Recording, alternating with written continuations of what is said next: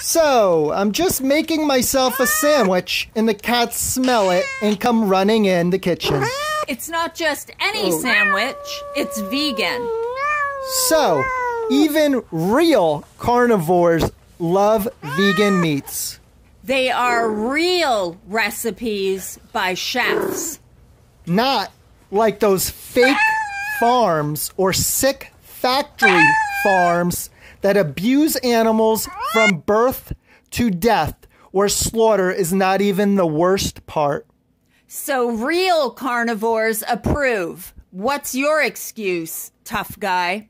If that addicted, get your free raw dog meat at shelters after put down. Why waste? Veganbodybuilding.com, veganhealth.org, dietitians, veganvet.net. Pets and people are overpopulated. Adopt.